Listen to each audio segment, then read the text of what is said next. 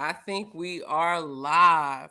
All right. Welcome to Honestly Speaking, folks. As per usual, how are you doing? Hopefully, you have a community that you're pouring into and that is pouring into you. I am one of your hosts today, Honestly Speaking. We have Crystal Clear and Marcus the Coco King. And we got G coming up, and hopefully Coach J will be joining us as well. Today, we're going to be talking about a few things as people begin to come in. So much has happened. You had, like, so much has happened. You had Bone Thugs fighting at the Verses. Yeah. You had, on a serious note, it's been protests all over the world due to lockdowns and even really just a lot going on with national and local shootings that have been both getting national attention, and all during the holiday season. Okay, all this during the holiday season. And speaking of holiday season, there was an argument among certain groups of individuals about um, an argument among certain groups of people about the color of Santa Claus. I don't know if anybody saw this. Like, there were some conservatives that were pissed because there's this new show out coming that's making Santa Claus black, and people like were really, really upset. But here's the thing. So before I comment on a number of things, um like, people get upset about Saint Nick and all this other stuff. I just did, a little bit of digging, and what I discovered, I didn't even know this. Maybe y'all knew this. Y'all better than me. Maybe y'all knew this. I didn't know this. I didn't know that Saint Nick was actually uh, a brown man. Right? Did y'all know that? Did y'all know that this is what Saint? If you Google Saint Nick, because he was from modern day Turkey. So I didn't know that. I mean, we all know that Jesus wasn't blonde hair and blue eyes. I mean, he came from ancient Israel. Like, I heard Matt Chandler say, trying to find a white Jesus or a white Israelite in ancient Israel was like trying to find a leprechaun riding a leprechaun riding a unicorn at the end of a rainbow. I mean, it's just it just ain't gonna happen. But I didn't know that Saint Nick was from ancient, like, not ancient, but old Turkey. Like, I didn't know that. So these are literally old pictures. As you see, he's all uh darker, or a person of color. Look, these are all old. And so what happened was, over time, different um perspectives and views of what he actually looked like became popular, especially from there was this one artist in Germany. And of course, people draw people to look like who they are. And what ended up happening was, we got the common Saint Nicholas that we have. For those who don't know, the reason why Saint Nicholas is he was actually an old priest in the old church. Actually became a bishop and would give out gifts. He would dress up and disguise himself as other, like, as somebody who wasn't a priest. And at night, he would go out and give gifts to people who were really in need. And that's it. And then you had, I think it was Martin Luther, that wanted to bring the celebration of him once he became a quote unquote saint, and according to Catholicism, to bring his celebration on December 25th because of the paganism that surrounded December 25th from Christians having compromised and all this other stuff. But anyway, I say all of that to say, it seems like, yeah, Santa Claus was a dark man. And go figure. So, with that having been said, I know that may upset people, but hey, the truth is the truth. Facts over feelings, folks. And I honestly don't care how you celebrate Santa Claus. I really don't. He could be Asian, he could be blue, I don't care. I'm not one of those Christians that get extra hype about a tree or not having a tree. And by the way, I do not believe that the tree is what is mentioned in Jeremiah 10. Please don't do it. But that's a whole nother subject. Even though it looks like it, that ain't it. But with that having been said, we are in the holiday season, so that upsets some folks. But then aside from that, a lot of folks are really going to be upset because life is happening. Um, Life is happening. And you have a lot of individuals who during this season is difficult. So check on your peoples. And not just the peoples that you know, like the older individuals from the neighborhood. Please check on those who have families that they can't see. Like meaning individuals who may have families that are in prison. If you have a family member who is in prison, write them. This is one of the most lonely times of the year for many people. So we say all that to say, checking on people is a part of having community and cultivating healthy relationships. Before I get started, I just want everybody on the panel to give everybody a what's up and let everybody know how they doing. We can start with Crystal Clear. How you doing, Crystal? Good evening, everyone. I am doing okay. I hope you are doing well too. I hope you have a tribe that is pouring into you and one that you are pouring into. Yep. Thank you. Um, Coach J. Yo, what's going on? Can you hear me? All right. Well, You're good. I'm here. I'm good. I'm good. King. Coco King. Hey, good evening, ladies and gentlemen. Please, peace and blessings, everyone. How are you doing? I'm great. Glad, very happy to be here. And G is in the studio, but he's waiting till he get to a more stable location to pop on. But he's definitely in the building and is listening. So today's topic, folks. We're trying to do things in certain seasons. We've been talking about how to end well, and part of that is cultivating healthy relationships, right? So to cultivate healthy relationships, one of the first things we started thinking about were um, before we can talk about how to cultivate healthy and unhealthy relationships, we first had to define what it means to be healthy. So does anyone want to chime in on what do you think it means to be healthy? Yeah.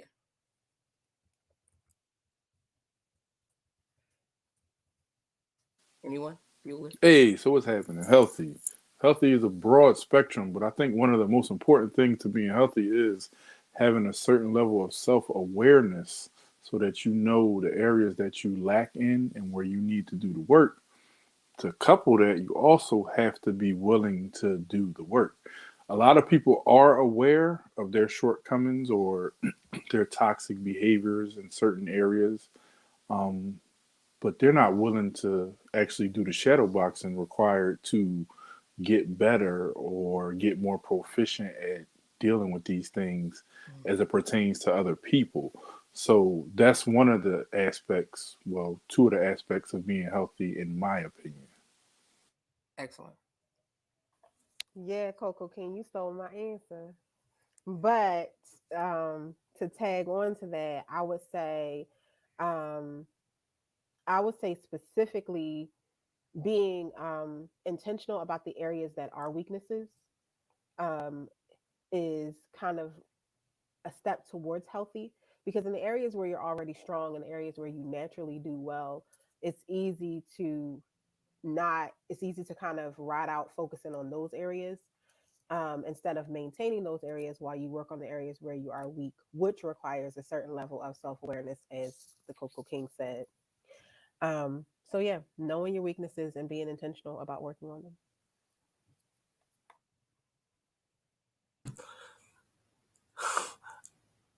I will say,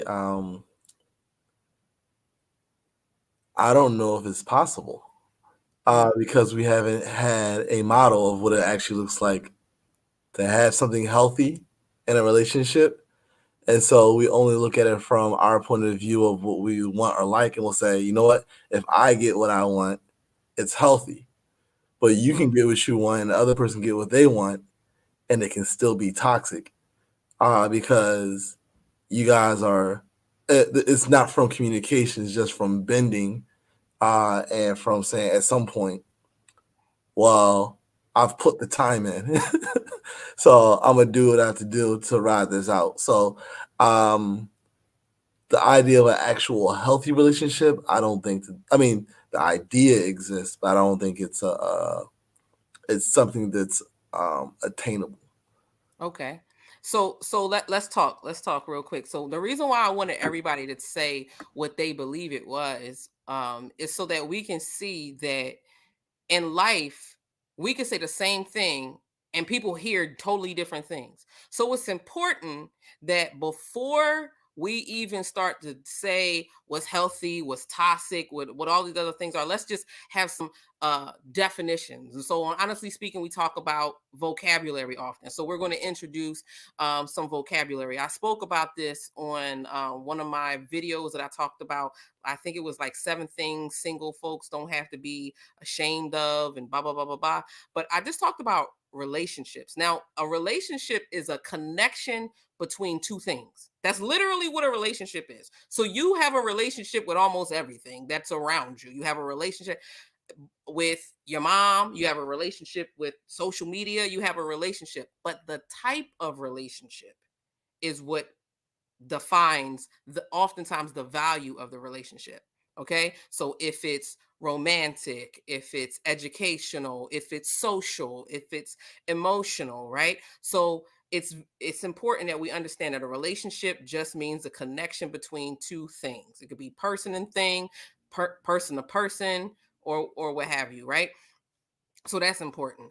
Also, I just decided to look up on medical news today has a definition of a healthy relationship, and it says well, health is the state of complete physical, emotional, social well-being, and not merely the absence of disease. Because oftentimes we think that health, for something to be healthy, that it means to be perfect. And I think that that's going back to what Jonas was talking about. Like when we think of optimal health, we can often think of perfect, but that's not necessarily what health is. That's what perfection is. So that's why I could understand where Jonas was coming from. Like we never seen this thing done perfectly, right? So of course the goal of health is to operate at your peak, right? And so we have never truly, you know, how people say they've never truly reached all of their potential, and all that. That's true. But there is also the definition of health. Remember, nuance. There's also the definition of health, which is you are operating at the highest level that is pursuing the perfection that you yourself can attain, if that makes sense. So I believe that we have seen examples of health. We just haven't seen human examples of perfection, if that makes sense. Right, right, right. Um, so with that having been said, so we all know that we've established the definition. A relationship is any type of connection that you have with something. Healthy is to operate at your best, socially, physically, emotionally. It can even be spiritually, financially. That's why you can excel in health in one area and be totally like deficient in another area. So you can have a healthy bank account and unhealthy communication skills. Two things can be true, right? Anybody want to comment on that before I go to what, like, the definition on what toxic is, or anyone want to comment on that? I think what came to mind was when like a parent says to a kid like, I did my best. You're not dead." And I'm like, "Okay, so that's what the bar is. As long as I survive and I can write ABC, but I don't know the rest of the alphabet. That was good. So yeah, that kind of it was like running through my mind. But That Okay. goes back to what Crystal was talking about when it comes to knowing your deficiencies and focusing on what you lack in versus what you're proficient in. And something that we talk about all the time, surviving versus thriving. And what you're right. That's what we've been taught for a long time. Like, you're surviving. Like, so you survive. So what you got to complain about? Like, right. I got you this far, now go forth and prosper. How the heck am I supposed to prosper when the blueprint of prosperity, which comes with the thriving, wasn't presented to me? So yeah, that's where, to piggyback off what you said, that's where my mind went when you said that. Like, hey, you're alive. Like, yeah, okay, now what? Like, what do I do next? Excellent.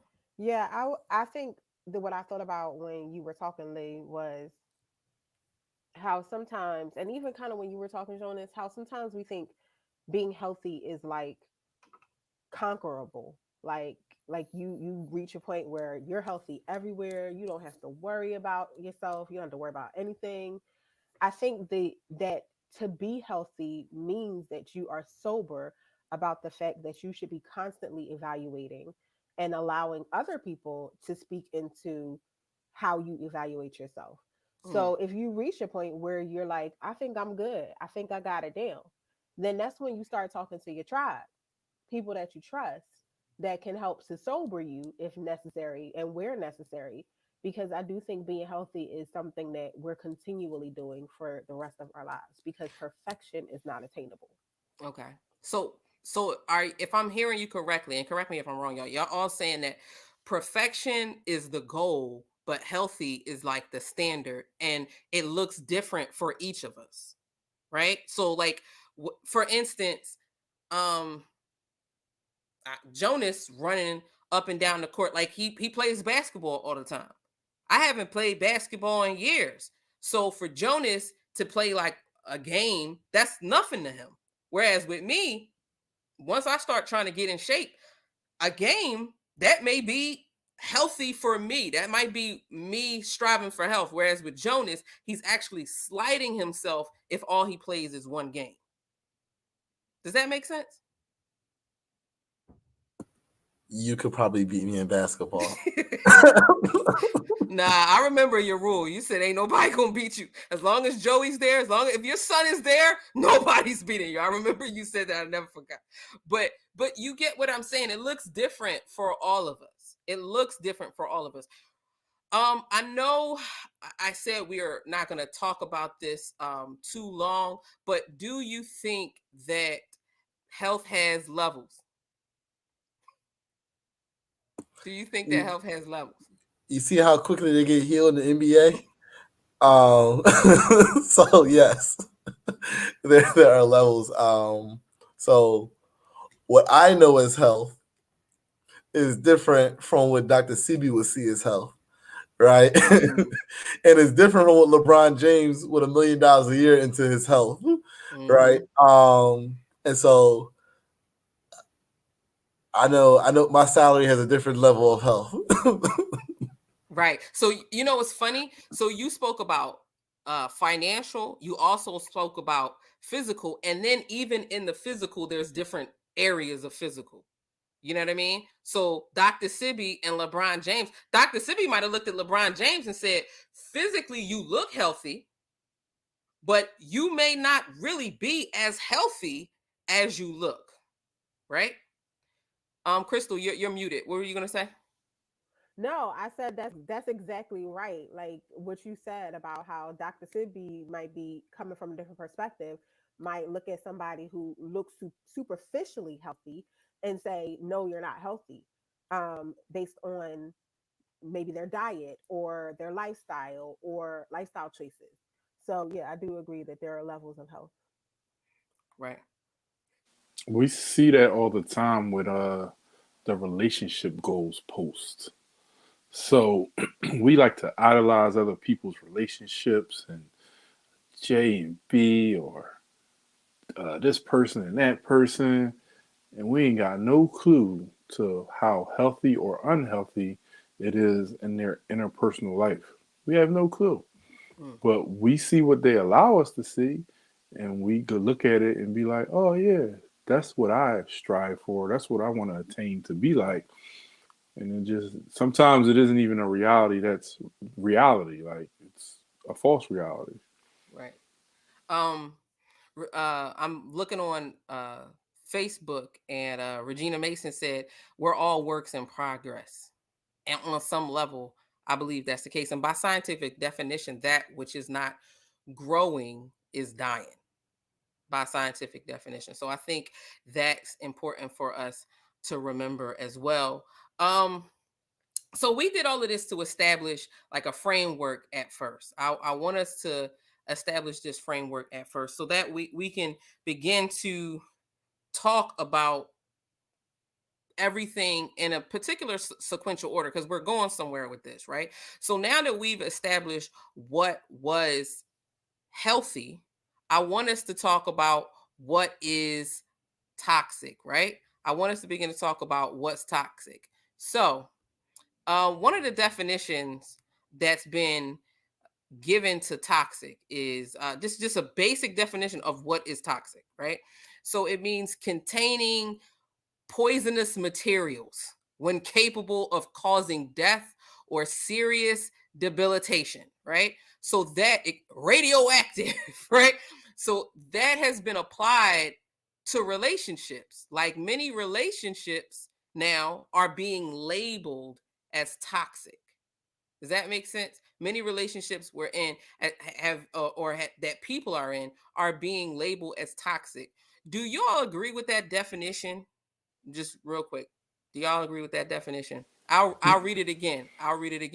It is containing or being poisonous, or having some type of poisonous material, especially when capable of causing death or serious debilitation. So that's what toxic is. And the thing that I think it sparks me as like significant about that definition is, depending on the situation, something can be toxic in one relationship that's not toxic in another, depending on the individual. That makes sense. Anybody want to comment on that before we move on? I think that's a great broad stroke definition because I think it fits any type of situation. It could be romantic, friendships, professional, anything. And yeah, it fits because those elements can be present in all those different areas. And yeah, they could be definitely labeled as toxic. It just depends on when you get into the nuance of what is going on in each situation and break it down into a discussion that you label like what could cause death, not actual death, but the relationship The to end. relationship So to die, right? yeah. Do y'all think we overuse the term toxic nowadays? Oh, wait, I want to pause on that. Go ahead. Absolutely. Go ahead. Answer that, Crystal, and then I we want to all go can back to talk that about last if we question over label it. Go because ahead. you said something that I think was really important. What might be toxic for one relationship or for one person might not be toxic for another person. I think it's important to, like, when I think about toxic, I think about chemicals, right? Right. There are That's, chemicals yeah. that we just are not supposed to consume. Like, that's just the reality. You drink this, it could potentially kill you or cause serious damage. And then there are chemicals that we consume, liquor, other things. The That reality could is become toxic that over could a point of become time that's if we abuse them, exactly right? depending on the person if you abuse them.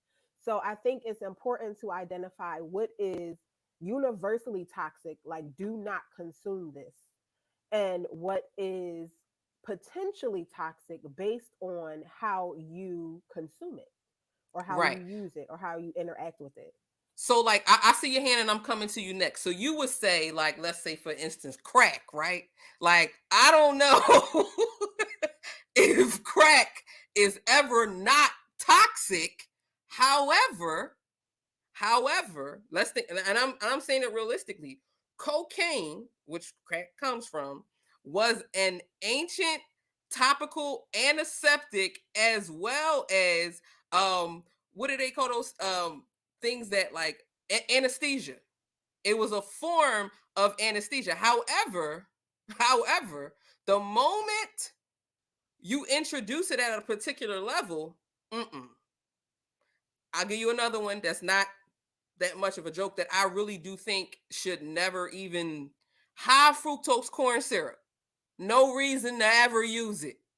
None. Not in a way that's not financial profits. Right?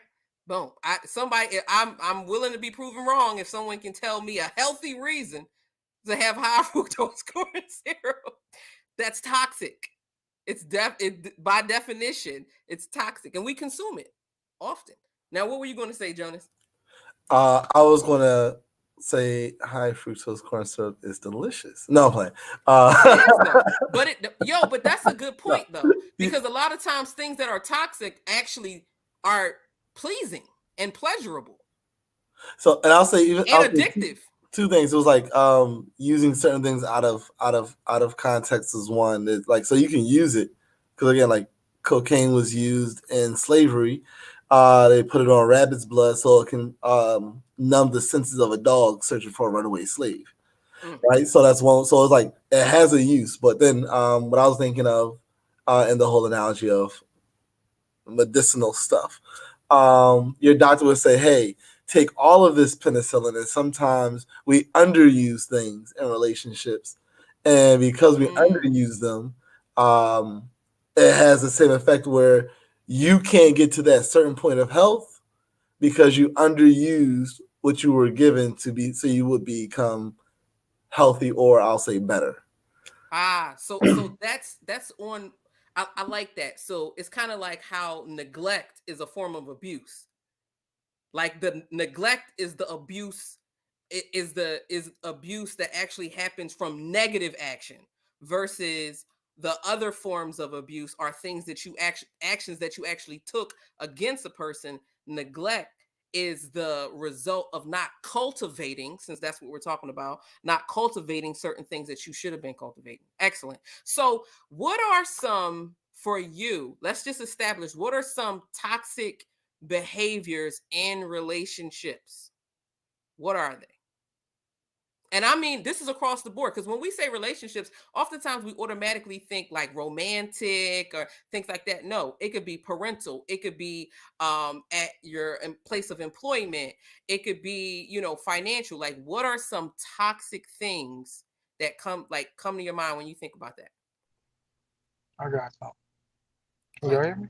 Oh, Yeah. cool. All right. So I was going off of just going off of the definition. Um, I start Googling stuff.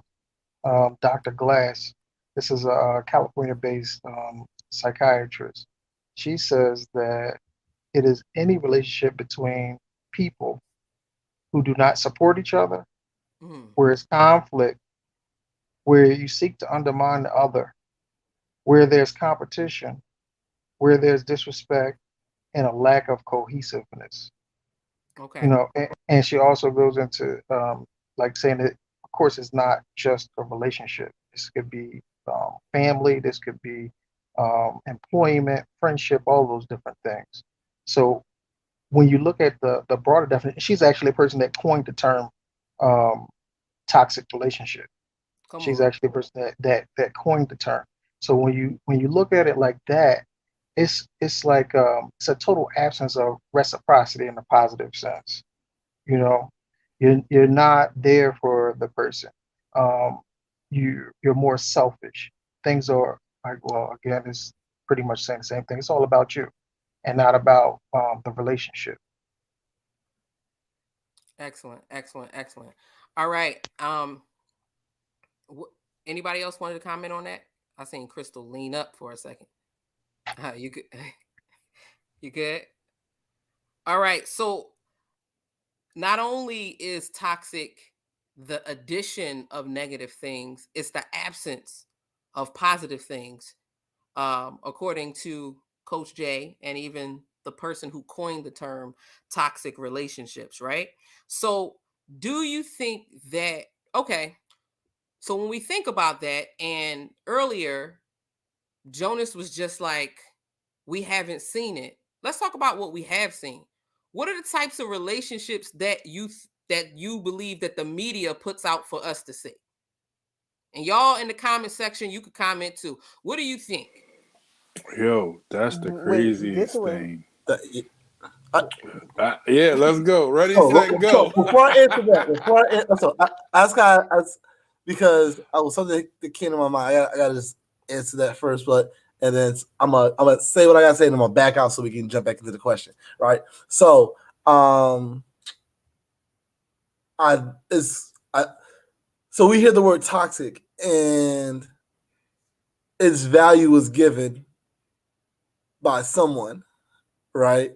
And a lot of the things that people say are toxic, there are things that are toxic, and things that someone says they are toxic, so you won't go towards it.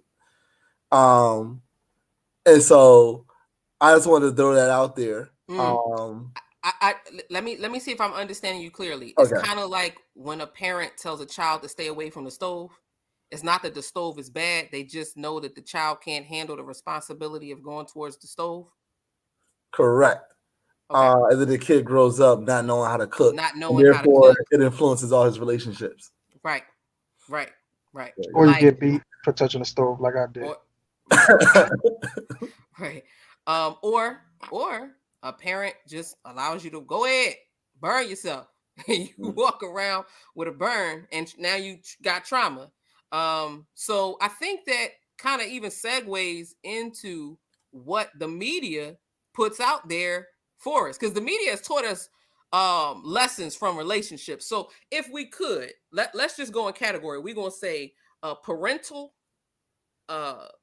familial, well, we'll say familial, which includes parental, romantic, and then let's say like career Occupation, relationships. yeah. Occupational, there you go. All right, so familial, what are some of the What lessons? about friendships? What about friendships? I think that's familial. I think friends are a part of family. Okay. Yeah, Okay. like a friends and family plan, Yeah. three nights a weekend, Got But yeah, so what do you think that like the media is saying about relationships? What has the media taught us about relationships? Well, and Familiar ones, family ones. that adults are always right, and kids don't really learn or understand things until they are adults, and it's like, I'm leaving it at that. Okay, so give me an example. Give me wait. Let me ask him a question and follow up with that. And I'm coming to you. I know we chomping at the bit. Give me an example of that. So y'all, when y'all give y'all like thing, give me an example of that. Like All right, name something. so we'll keep all names private, and we don't want to offend the guilty or innocent. So it's like if and I'm talking about specifically with media. With media. Like media. I want to know what media, be it social media, movies, whatever. But what have those entities told us about familial relationships? All right. Let me read. All right. Now you pause, and Crystal, you go. Go ahead, because Crystal about to go anyway. She don't care. What's not? All right. So it's funny because Jonas, I'm going to say the exact opposite depending on what source of media you are watching. So I would say that a lot of something that disturbs me often is that a lot of children's or a lot of media that is geared towards children and teenagers actually does not make the parents seem like they have a whole lot of sense at all. Like if you watch some of these channels that are children, some of these shows, parents seem totally unintelligent, totally unaware. Give me examples. Give me examples. Clueless. Give me examples, Crystal. Oh man, what is it? Nickelodeon, Disney Channel, any of them Disney Channel shows? What? Let me just think of one. Any of them Disney channels? The Not Simpsons. even just them. Netflix, The Simpsons. The Simpsons, Netflix. You can find shows on Netflix similar. No, but here's the thing. I don't want us to be as broad. I know we have our I got positions. I got you. Go ahead. All right. So it started before It was family. So we have things like The Simpsons. Uh-huh. Um, we have shows like what is this? Not a Dexter's Laboratory. We have shows like Johnny Test, um, where for years the dad has been like a bumbling idiot, right? And so now, um, and so that was one way of taking the power from the father. Then the other thing became now is that, hey, mom is too busy for you. You got to figure your thing out on your own. Now we have, what's it called? Phineas and Ferb. Uh, then we have in Disney overarching because his parents died. Like so, it's like most of the movies are without one parent. And it's almost like a kid struggling to understand life without. So there's never really like a, a unit. It's just it's fragments of family and people making it out. Also in Pixar, all the women have like extremely accentuated assets.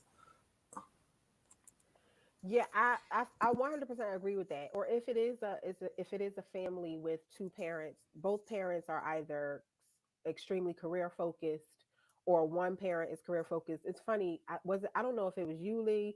We were watching it wasn't Kindergarten Cop. What's this movie? Jingle All the Way. Is that what it's Yeah, called? Jingle All the Way. Jingle All the Way, and the dad is like super neglectful, and totally about work, totally about his business, and keeps making promises to the child that he keeps breaking. So I think that is significant. But when I look back to shows that I was raised watching, although I'm not saying that they were perfect, but I think about shows like The Cosby Show. I think about shows like Growing Pains. Um, I can't. Those are the two off the top of my head. But shows Family Tie, where family ties, right? Even a Full House and Step by Step Happy Days. shows that Happy Days shows where parents were proactive and intentional, whether they were together or not together. Like it's a total change, and it's dominating, and people wonder why the generations are so different. I'm not saying our generation was perfect, but I often hear, why is this generation so resistant? Why is this generation so rebellious? Why Mm, is this generation so disrespectful? Well, look at what they're consuming. They're consuming shows where kids literally are raising themselves. They run the show, they have all the power, they save everybody, they keep the household safe, like kids know everything right. on current gen TV. Marcus, did you want to comment since Crystal had the raps? Did you want No, I mean she pretty much went over some stuff. I was thinking, and then some stuff popped in there, and she took it back. And like I was thinking about like when we grew up on Sesame Street. You were taught to honor and respect your parents watching Sesame Street, and they always had people who were interacting with kids and stuff like that. Then we had like the Muppet Babies who were like in a room by themselves going on adventures, and like what was the parent ever doing? But that was all their imagination, though, man. Right, right. But That was in their listen, head.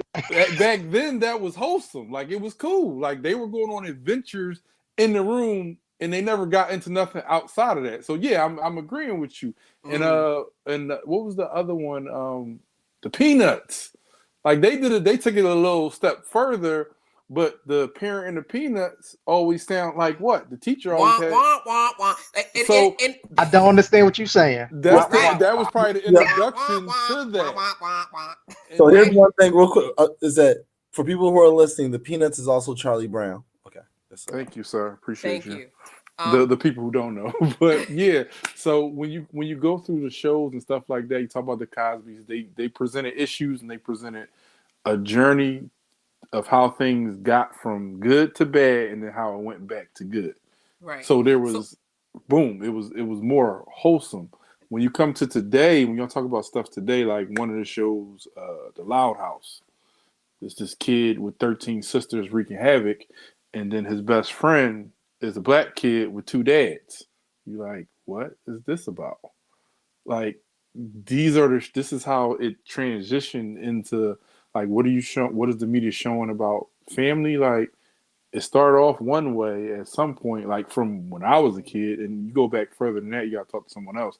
To now, I'm watching the shows that my kid might be exposed to, and it's not just about family. There's agendas hidden within the shows. Yeah, everybody. Let me just say this, and then we're gonna move on because we got certain ones we gotta hit, and I'm gonna ask Rajiv if there's anything else you wanted to say about familial. But let me just say this: I see in a comment someone said disrespect from young people are now seen as cute, and then and then also issues and the results. And they also gave some examples. There are certain examples. Not all hope is lost. There are certain examples of shows. Well, this was just the last season of like Blackish, which was cool. I think Mixed was cool. There are a number of shows that have familial agendas. Now, just to be clear, everyone has an agenda. Every show, this show has an agenda. The people that you bought your clothes from, everything that you have a relationship with, the creators of that thing had an agenda. So it's nothing wrong with having an agenda. It's something wrong with having an agenda that is going to be unhealthy for you. Now, Raji, did you want to comment on familial before we go on to like romantic relationships? I think all points were hit. And I just want to say this too. Crystal talked about friendships. I want to say this. Oftentimes, friendships get lost in the sauce. They're either promoted to be codependent. We have this thing called loyalty that we take completely out of bounds. We don't really understand what it is. I knew that would perk Jonas up the moment I said that. We we really don't understand what it is. And we also have trauma bonding, and where you have people who have the same type of pain and they become friends over that pain, which actually removes a lot of layers of getting to know one another that are important. So what happens is they can create a very codependent and sometimes dependent relationship, and then we call that healthy. And unfortunately, I think what the media shows us is that a lot of times young people, in particularly young people, are the targets of developing toxic relationships amongst peers. Amongst peers, I think it's not only art imitating life, I think it's also art informing life because it has an agenda. So I want us to think about that as it pertains to even friendships, because I think a lot of times the older we get, the reason why it's hard to cultivate certain friendships is because we're not in proximity to other people like we were when we were younger. We all have jobs now. We all so it has to, we got to do it other ways that we wouldn't have done it before. And the media is hypersexualizing um even relationships to kids, relationships to food. How many food videos do you watch that have like sexual songs connected to it? It's ridiculous. I'm like, I do not want to hear "Let me lick you up and down." I mean, it's appropriate with the song, but I mean the lyrics, but with like no, like it's just messing me up. It's weird, but there are certain forms of psychology, and I know I'm not trying to belabor this. There are certain forms of psychology that understand reward and pleasure sensors in the brain at the base level, at the amygdala level of our brains, and it will tap into that and keep us on these particular apps just all day. And I think that that's where a lot of particularly young people are being targeted, and it promotes them not having certain social skills. Young kids don't know how to argue. Now they just click, boop, it's over. Like that's, they don't know how to fight. They so busy coming from the hip with the gun. They don't know how to come from the shoulder with the fist. They just don't. They don't have and they're hit with so much. This is just a fact. This is not me coming at young people. There's a statistic that in 2014, that's 2014. So this that is almost antiquated. The average teenager had the same amount of stress that psychiatric patients had in the 1950s. So for those who want to say, well, why? It's because these young people are the most cared for and yet hyper protected and overly exposed generation ever. That's why we want to oftentimes protect their emotions, which does not allow them to tap into their resiliency. And then we want to allow them to be exposed to so many things that their brains don't have the capacity to understand. And that impacts us in huge ways. Now, as it pertains to relationships that are romantic, y'all, tell me, are these hoes winning? Like what? Yes, they are. Yes, they. To quote what Jasmine Sullivan said, "These hoes is winning." Do y'all think these hoes is winning? Do y'all They think that winning in it without no overtime. They winning. I knew that was coming. I knew that was coming. So tell me, what do y'all think that the media is saying about romantic relationships and how does that impact your community? All right, so it's a two-part question. From a Christian perspective, it is no God. Let's just say from a faith perspective, it's no God. It's like I remember you and I had a conversation. Leah and I had a conversation, and I was talking about putting together a business, right? And I said, but it's going to be God centered. And she was like, why can't God be the head? And I was like, you're right. Why can't God be the head? And a lot of times I think with our stuff, God just not the head. Like sometimes you can't even have a conversation with people and ask them, what's your role as a wife or a husband according to the Bible? What scripture can you look up?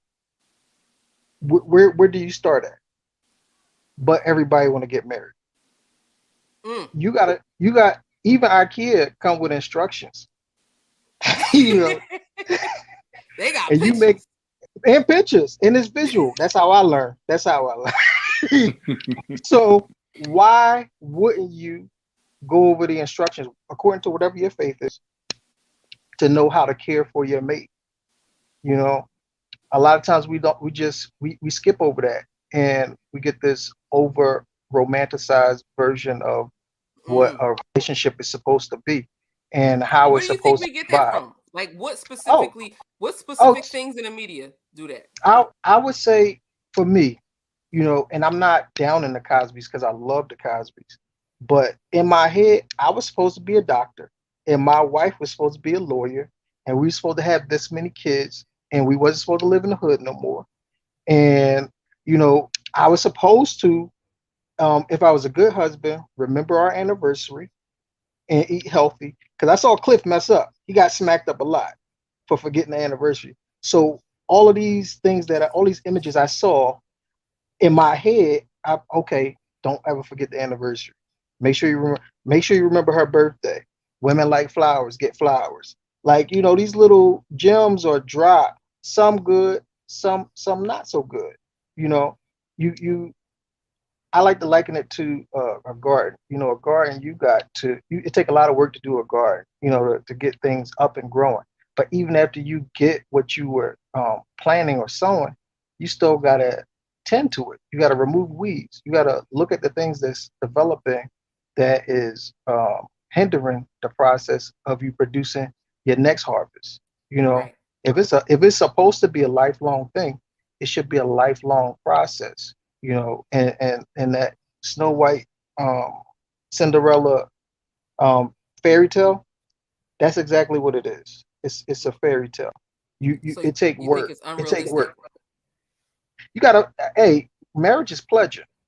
Relationship is pleasure. If you're not ready to cross these burning sands, I suggest you not sign the application. Don't sign the application. Do your research. What did they say the 3 stacks? Keep your heart. Keep your heart. Keep your heart. You better reconsider and think about what you're about to do. Think about what you're about to do. And They the said thing that reconsider, read some recon- there Share literature on on the a there you go. subject. There you go. There you go. Read some literature on the subject. And a lot of times we don't. We lead with emotions and not like, hey, emotions will keep you locked in, but you also have to have some substance. You have to put some work in.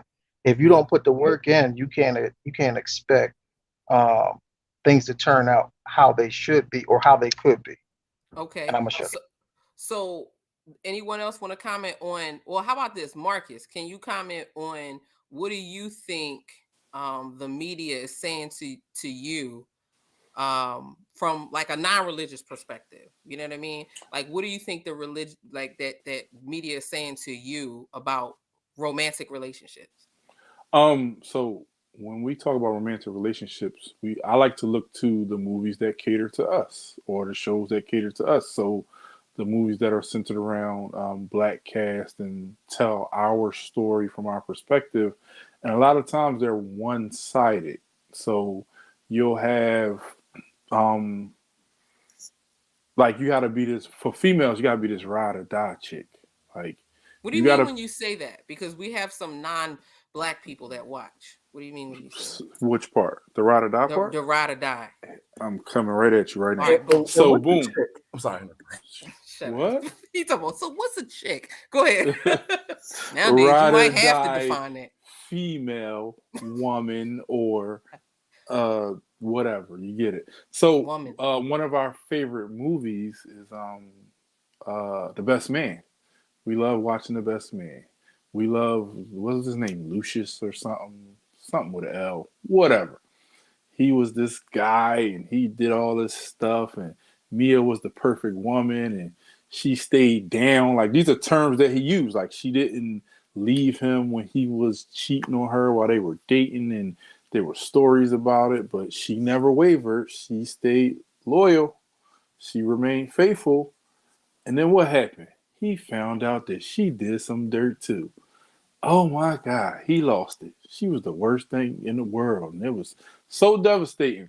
But as long as he was the one that had the upper hand, it was like, okay. And the crazy thing is, like, that is like, I guess, art imitating life or art influencing life because it happens a lot in our community where, the guy, as long as he's the one that's doing, it's like, all right, cool, but I didn't love them, or I love you, or another movie that I like to dissect. And Lee, I think me and you talked about it. Love and Basketball. It was selflessness versus selfishness, whereas Omar Epps' character was all about him and how he was going to get to where he needed to go, and who was going to help him. And part of the reason was because while he had what was considered a whole family unit, his mom and dad were together.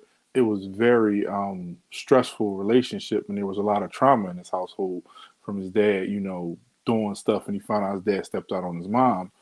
Whereas his girlfriend was so selfless, she was just trying to do anything and everything to accommodate him, and he was taking her for granted.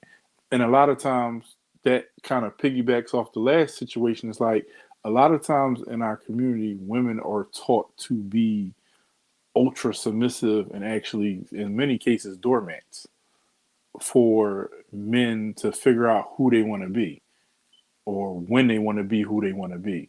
And so I think that has had a very negative effect on our community from the times of when the Cosbys were seen as the goals to now it's these hoes are winning. Like you said, Jasmine has a whole song about it. And let's be clear, hoes aren't just women.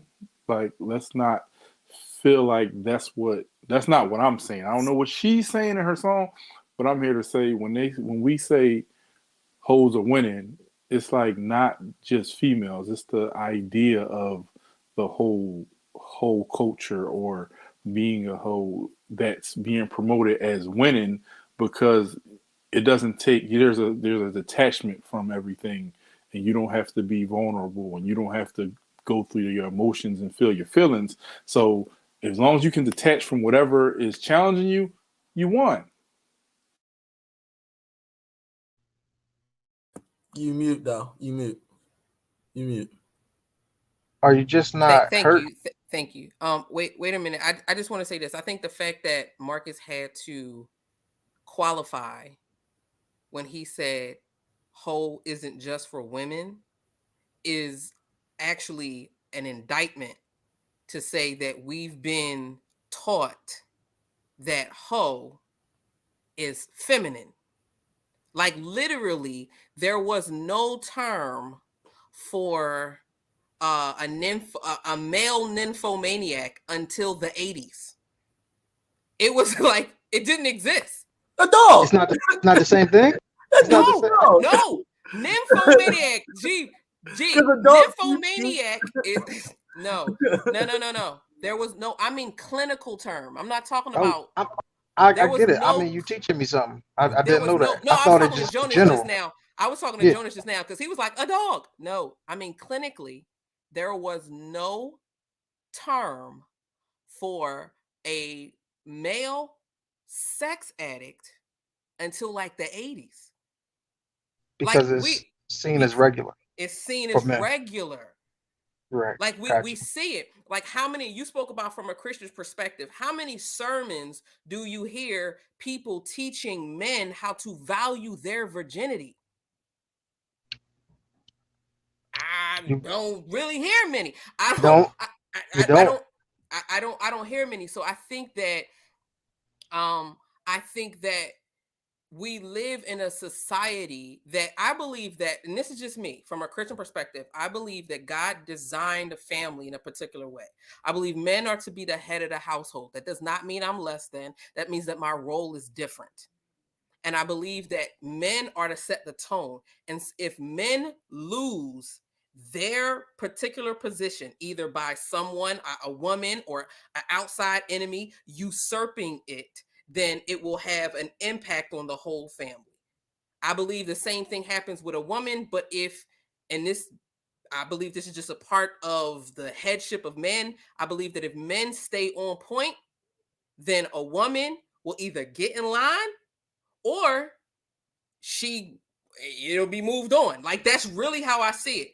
I think that what happened over time was there were certain lies that were fed to men via the media, be it the newspaper, magazines, television. We can't even talk about the music we listen to. Y'all want to know how toxic it is? All them kids dancing to these songs on TikTok, most of those songs are real faddy yada yada yada yada yada yada, right? So I think that men were deliberately attacked and then turned that it had an impact on their psyche. They became calloused, and then it projected onto women. Then women said, "You know what? I ain't gonna be last no more." Now all of a sudden, Jasmine Sullivan is singing "These Hoes is Out Here Winning," because in her mind, I can't get got. I can't get got. That's my personal belief system. From my experience, and it's just from the literature that I studied, having been somebody who studied women's studies and psychology and looking at all these different things, I really do believe that the family unit, which is why we started off with family and we're going to romantic, but the family unit has been and um will be attacked, and we had soft ways of trying to lighten up men being called men being hoes. For instance, Kay Johnson said they were called a ladies man, whereas if a woman was a woman, she's a lady of the night. It's a totally that's a totally different thing. So really quick, I know our G was about to say something, and then Coach J or Crystal, did y'all want to talk about how the media and y'all particular understanding, and please keep it brief, um, has influenced relationships?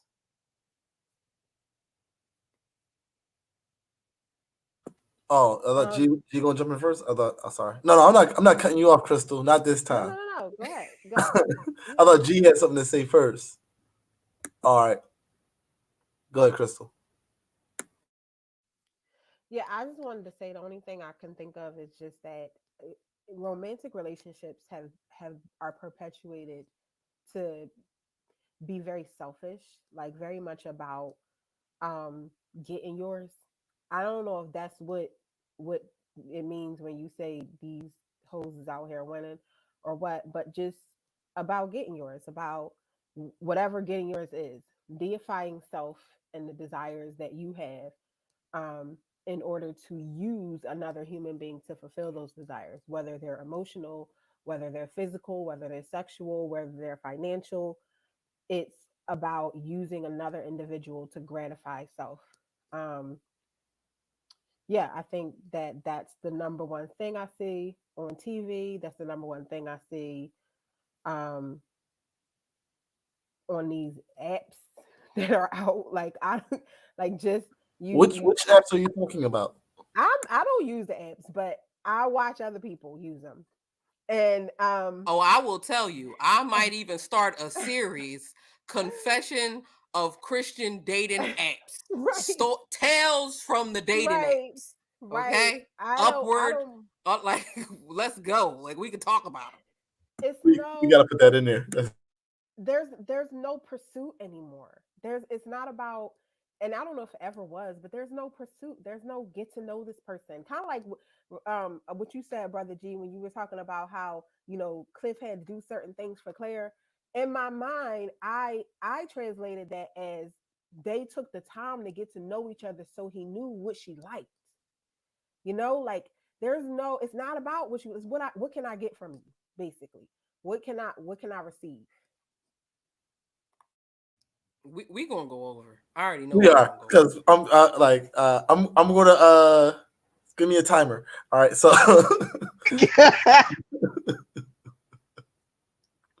uh, um, so for me, I was a very very interesting kid growing up, and so with that being said, when I saw certain things that I didn't like, I was always thinking you find a new model, a new image of it, in a sense of um, my grandparents on both sides. Um, I'm sure they argued and had issues or things that were going on, but I never saw that.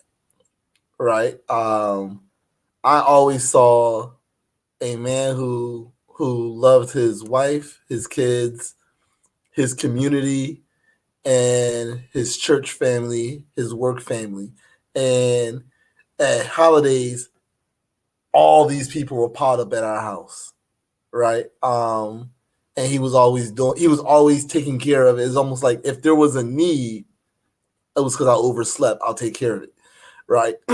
So that's what I saw growing up. Um, and then you start seeing the interpretations of relationships where maybe one person is like, I want this, right? And so, personally, I'll say if your statement starts off with what you want, it's like what you want trumps getting to know somebody. Um, and so, I know for me, I always ask people in a dating conversation, like, who are you now? I don't want to know who you want to be. Who are you now? And what are you striving towards?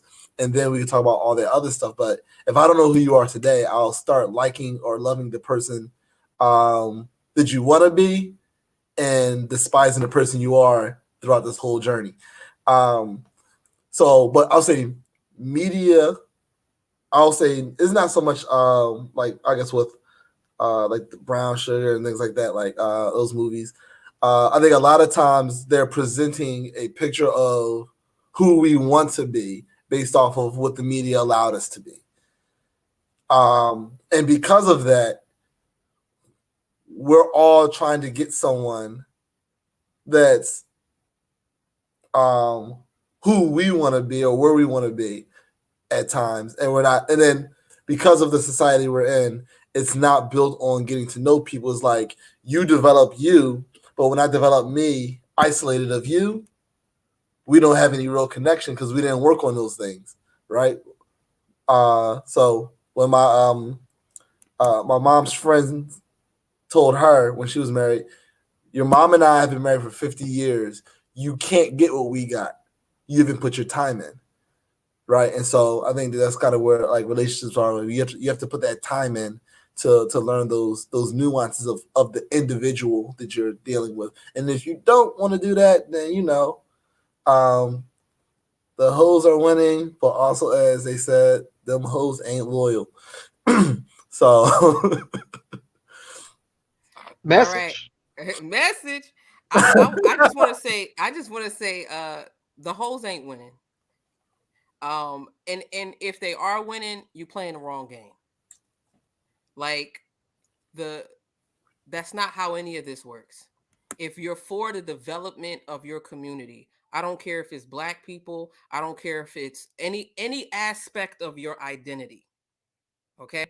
As a Christian, part of the reason why I believe in Christianity is because only Christianity can hold all of my identities and put them in proper order. You know what I mean? My other identities cannot hold on to Christianity and put them in their proper order. No, that's not how that works. Only Christ can put all of my identities in the proper order. So no matter if you're a Christian, if you're whatever, please know that if you think that people out here who are manipulators are successful in life, and the final say, you are greatly deceived and deeply mistaken. Even though they are temporarily successful right now, even though they are temporary, like they may have money, they may see themselves as a high value individual. However, if it's self-centered, it cannot be community building. So it ain't winning.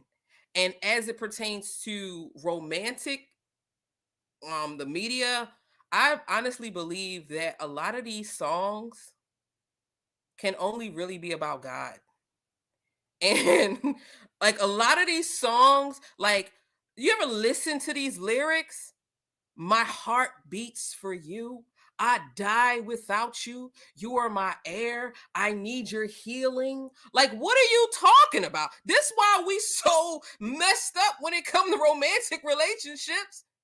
You're not gonna die without them. You fine. Like, that's part of the issue. And don't get me wrong. that's a red flag. It's a panic attack. People say gonna It's a they panic gonna die attack. when It's I not. shoot. I'm like, I'm not oxygen, water.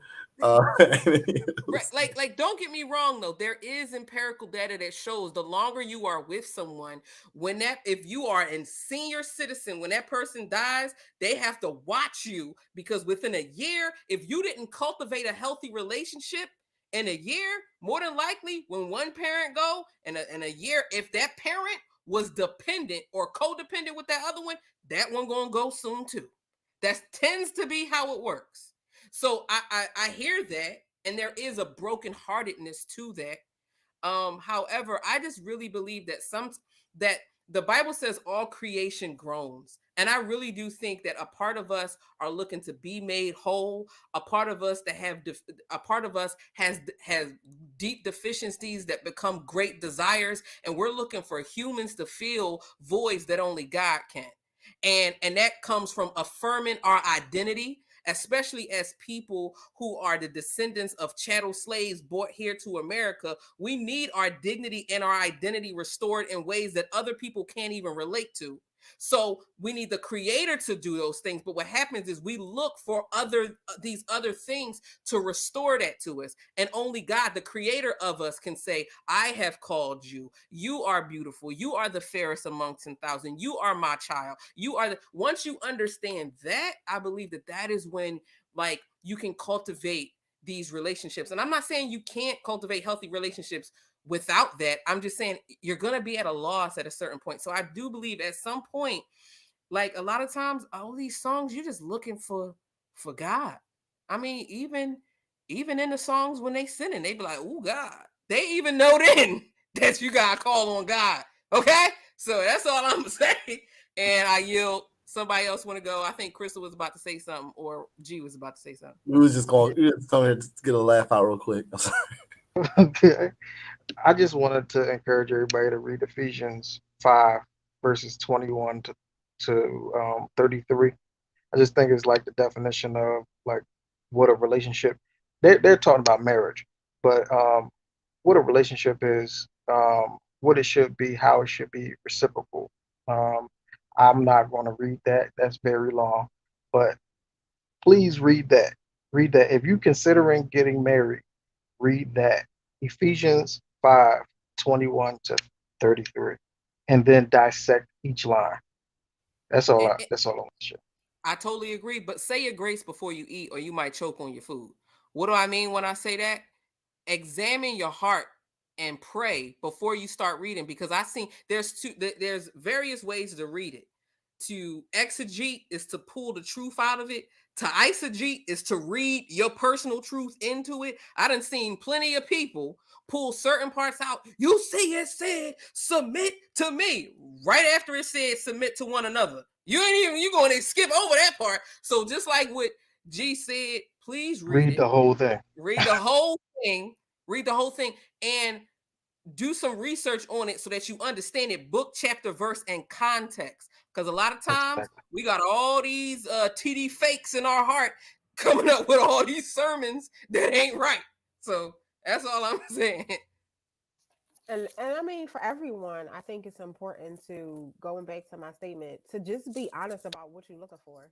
If you, for lack of a better way to say it, if you want to win as a hoe, just be honest about wanting to win as a hoe, and make sure that everyone you come in contact with knows that's what your goal is, so that you don't come in contact with any, you don't fool anyone else into thinking different. You just find other people that want to win as a whole, and you guys win together. Like, I Message. stop playing games and be honest about what you're looking for and what you're trying to do, so that you can link up with people who are like-minded and pursue healthiness instead of jacking people up. And then you can have whole babies. And no.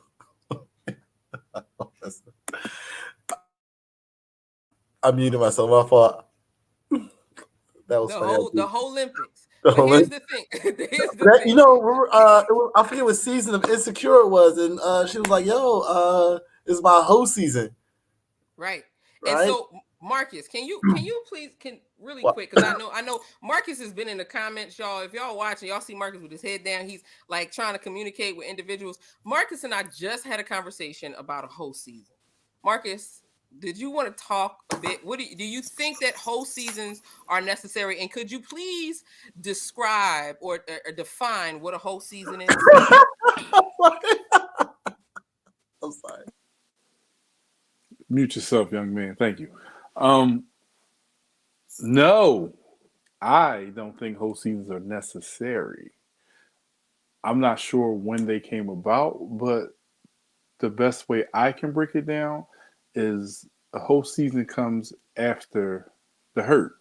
So once you've extended yourself, male or female, in a relationship, a romantic relationship, and there was things that didn't work out, sometimes traumatic, sometimes not. And we talked about that before. Everything that bothers you isn't trauma, or everything that you don't like isn't, something triggering.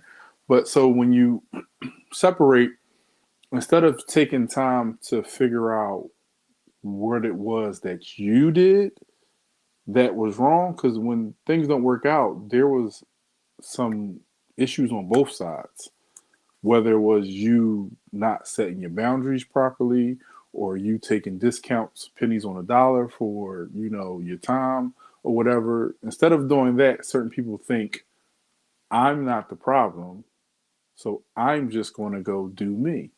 I'm going to go date casually without intentionality and without any type of anything until I come across something else that has the potential to save me. Or I just wallow in that until I can't wallow in it anymore.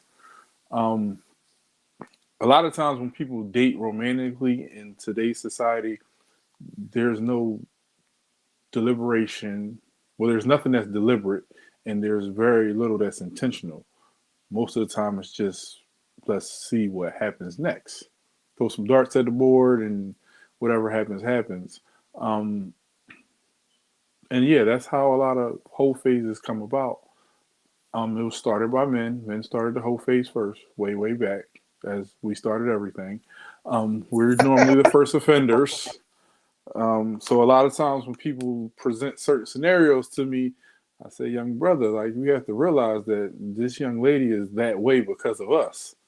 And then young brother be like, whatever do you mean? And it's like, let's take a journey through time and realize how we control the narrative for so long and have been the ones who set the tone for so long and came up with words like hoes and all this other stuff and made it that it was the term for one gender and not the other. And so, yeah, I definitely don't think the whole phase is necessary. I think the whole phase is way more damaging. It's not helpful at all. I'm about to say then helpful. It's not helpful at all because it only just delays the healing process. So most of the times, once people get out of the whole phase, they start to seek the truth and seek healing. But if you did that while you were in your feelings, like, feel your shit, you know, embrace it and go through the emotions, you would have shortened up the amount of time it took you to get to a more healthy and stable place mentally, emotionally, and prepared you for the next relationship or just to be by yourself. Like, you got to take time to do some self-reflection and introspection and before you go out there messing with people. Like Crystal said, leave people alone. If you ain't ready, if you don't like you, why in the hell am I gonna like you? That makes sense. I like that. So, all You right. better talk like that, Coco King. I Please. was definitely not gonna call you chocolate brother. What's my name, Jonas? What is my name? All right. So this is my struggle is that I don't I'm like this. When people throw all of their intentions up front, their intentions don't agree with who they are. Right. And so for me, I'm just like, you do life with someone. Like you like, hey, all right, like, I'm trying to learn you because you're gonna tell me all these different things, and I'm gonna start seeing that that's not who you really are. Right. So for me, I'm like this. And when someone's like says something like this, well, for instance, so I'm on an app, right? And some people have one other thing saying, I don't like dudes from Philly, right? And I'm like this, all right. So that means that you may be looking for someone who may be in Philly, but because of this thing that you have, you're going to find someone who's looking for something you're not looking for, but because you may like their appearance, you're going to go for it, right? And so for me, I'm just like, I'd rather like spend time getting to know you than you telling me or giving me a laundry list of who you are, and all these different things about you. Because like even in the conversations we might have about like faith, is just like someone I say, well, I believe this, and I'm like this. Nah, you really don't believe that.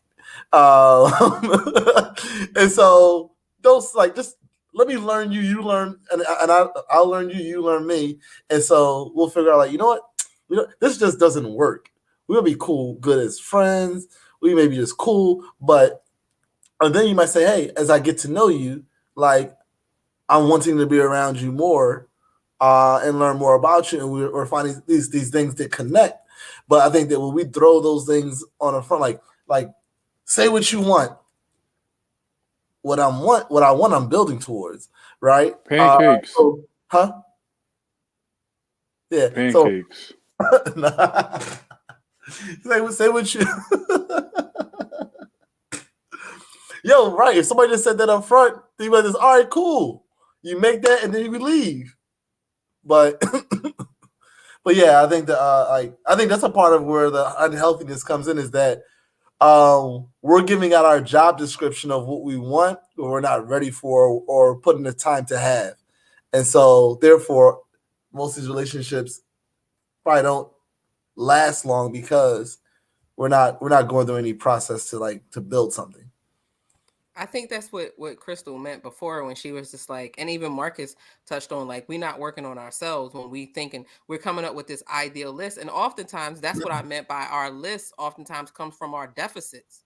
So it's like when Yeah. you've been burnt in the area in Philly, to your point, you've been burnt in the area of Philly. So all of a sudden in counseling, we call that a core belief. And a core belief is a belief system that you have had from a wound to your core. So you come up with this vow, like, I will not ever, boom. And we have these vows on these hills that we're willing to die on, and we don't even realize that we've tied part of our destiny and our identity to these particular vows. Now, I know I said we were going to talk about familial, romantic, and then occupational.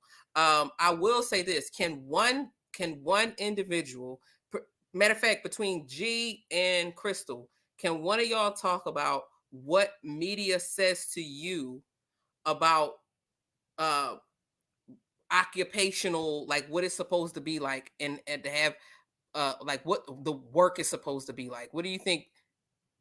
Is it saying, like, remember in the Bronx Tale when he was like, the working man is a sucker? Remember that? Like, that's what Cologino was taught, that the working man was a sucker. Do you feel like it's still like that? What do you think that the media teaches you about these particular type of relationships, like occupational, between you and your employer, or you being self-employed and you and other people? I just need one person to answer, because then we got to wrap up Okay, soon. I'll go real quick. Um, I think media teaches you to always be an employee. You know, you can't be self-employed. You gotta do what the program tell you, which is, go to school, get good grades, go to college, get in a lot of debt, find employment, maybe in your major, maybe not, and then try to pay back all that money before you pass. Which may jack up your credit, may not allow you to buy a house, may not allow you to buy a car. Um, I think it's kind of like it's kind of like it's a necessary evil, you know. Um, it's a motivator to go to school when you're supposed to do these things. You see it all the time. Um, that's what makes you successful. But the weird thing is, um, most of these successful entrepreneurs, they're the worst kids in class. They're C and D students, F students, because they think outside of the box. They see that as, the tail is wagging the dog, you know. So they do their own thing and they figure it out. Shoot, I got a friend that I went to school with that hitchhiked to California, became a professional skateboarder, and owns a clothing company. And I remember seeing him downtown skating in Love Park. And I was like, yo, he gonna get in trouble while going to school. But he's in Cali. He's rich. You know, I did what I was supposed to do. He did what he felt in his heart. Which one worked out? I mean, that's up to you to decide. Hmm. All right. I would say that in addition to what G just said, I think also on the flip side, when it says employer, like, once you become a boss, then you got to be like this tyrant of a boss, and you can't take anything from anybody. You know what I mean? You got to be on your Rick Ross. I'm a boss. Like, oh, you got to just try to run everything, and it's like, no. And I think that comes from, particularly in the African American community, we know plenty of people who may have succeeded, but we don't know, like, generations. Oftentimes we don't know generations of success. And I think that is different. It goes back to what we talk about here, um, thriving versus surviving. So to me, the test of the business acumen of the co-worker, I mean the friend that Raji was talking about, is if he has kids, how does he pass it down? How does he create that generational wealth? How does he pass those particular things down? I also think that, to G's point, it's important that all this stuff, do what you like. I agree with that. But if you're going to go to school, you better do what makes you money. All right. Um, hey Jay, he said no, nosy me is coming. We talk about relationships. Um, but when you in school, do what makes you money. Like, I listen. Don't get upset and say that America is full of oppression because you majored in third century lesbian feminist poetry and can't find a job when you graduate. Like, this, what? Like, you chose the most, and you didn't look at a niche for that? Like, and then all of a sudden the system is oppressive. Yeah, but you're not the one to argue that for us. You're not the one to argue that for us. You just chose wrong, and now you blaming the system for your wrong choices. Nah, don't do that. The system is But set what, up against you. but what about the message I mean, kids are told that all you got to do is go to college. Is Yeah, they don't ever tell you that you got a they don't. plan. Don't work. Listen, and that's the point. That's the point that I'm saying. So it's not just on one end. Yeah, if you want to go to college, go to college. You can, certain things you can't be. I don't care how much of an entrepreneur you think you are. You're not gonna be no doctor. Just I feel like a doctor. A matter of fact, I'm changing my name. What's my name? Dr. Dre. Dr. Dre, that's me. Give me a stethoscope. Get out of here. You have to go to schooling for that. You an internet pastor. You ain't been to no seminary. You ain't even been to a cemetery. You just feel an unction. Get out of here. Beat it. You need there are things that you need to go to school for. And there are things that you don't need to go to school for, but you still need to be schooled in. So even Rajiv's friend, who is an entrepreneur who hitchhiked, there's a certain level of business acumen that he needs to have. And I'm sure there's some people who went to school definitely worked with him for that. So school has its place. It's not, Rajiv G is not saying school is not good. He's saying it may not always be necessary, but if you go in an With a area plan. with a plan that's going to make you money. I'm telling people get the bag. The reason why I'm telling people get the bag is not because I think like money makes the world go around. No, because I understand that most of this system was set up, even the creation of race was set up around the bag. Get the bag. You want to be dangerous, you want to create generational wealth for your family, get the bag. So as it pertains to occupational, we're told all of these, we're not told these things. We're told a bunch of negative stuff. We're told always be the employee, be the lifetime college student, like just like what he said. Or on the flip side, when you are a boss, don't listen to anybody. You don't have to have any professional relationships and things like that. So our last point. I got Just make it quick though, all right. Jude. So what came to my mind was once I get my money right, then you can't tell me nothing, right? And I'm like, then does your growth stop? And then, because I mean that goes into your other relationships also, right? If you're in a relationship where you can't tell them nothing because they make a certain amount of money, and that means that you don't have a voice anymore, right? So I'm trying to. So I hear what you're saying. I just want to like right, and I agree with that. I agree with that. Once I make my money, you can't tell me nothing. And I think it's reactionary. It's reactionary. It's the person that feel like they were the outcast. Now they getting in. No, and I'm not gonna have a swagger like us. Swagger like us. We just gonna come in the room and strut. You was the person that they picked on, doinked in the head at the schoolyard. Now you're like, I bought the building. You know what I mean? It sounds fun, but really, what are we doing? But the question that I want to ask, and I want us to all end on, I want all of us to tell, how do you cultivate? Think about this. How do you cultivate healthy relationships? Give one or two ways to cultivate healthy relationships. I had a little list, and anybody that says anything on my list, I don't have to mention. So, but how do you cultivate healthy relationships? Be friends and real friendship, whatever the relationship is, familial, um, actual friendship, romantic. Be intentional about being friends. And when I say be friends, that means get to know the person and be their friend. Don't be focused on them being your friend or how they are your friend. Be their friend. And if they're not your friend, then put up the necessary boundaries to protect yourself. But Okay. focus on friendship. If you focus on friendship, then I feel like whatever you're doing, you'll be successful. Be vulnerable. Mm. So I'm like, I keep saying do life with people, right? So I'll have things and I'll invite people to my house. I don't clean the baseboards with toothbrushes. So you like this, this dude got a little bit of fuzz under this thing. Like he don't always be clean. So like I'm saying, like on a good day, I'll do it. On a okay day, I'm like this, nah. Right. So it's like this, understand the real me is that I'm not gonna put on a show and do stuff that I won't normally do because people are coming over because I'm like, this is really me. So that comes with the authenticity. Is just like be vulnerable, and it will get you hurt.